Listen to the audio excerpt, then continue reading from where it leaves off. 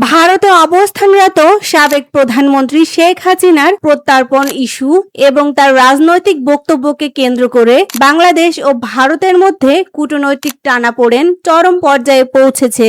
এই পরিস্থিতিতে সামনে এসেছে 2013 সালের প্রত্যর্পণ চুক্তির আইনি বাধ্যবাধকতার বিষয়টি। একই সঙ্গে দুই দেশের দ্বিপাক্ষিক সম্পর্ক নতুনভাবে সাজানো বা রিসেট করা নিয়ে আলোচনাও শুরু হয়েছে। শেখ হাসিনার অবস্থান ও প্রত্যর্পণ ইস্যু এখন বাংলাদেশ ভারতের সম্পর্কের গুরুত্বপূর্ণ আলোচনার অংশ হয়ে উঠেছে। এর সঙ্গে জড়িয়ে আছে দুই দেশের বিদ্যমান প্রত্যর্পণ চুক্তির আইনি দিক এবং কূটনৈতিক সম্পর্কের ভবিষ্যৎ সমীকরণ। বর্তমান পরিস্থিতি দুই দেশের সম্পর্কের সামনে নতুন কিছু প্রশ্ন তৈরি করেছে। বিশেষ করে 2013 সালের প্রত্যর্পণ চুক্তির বাধ্যবাধকতা কিভাবে বিবেচিত হবে এবং দ্বিপাক্ষিক সম্পর্কের নতুন সমীকরণ কোন দিকে যাবে তা নিয়ে আলোচনা চলছে।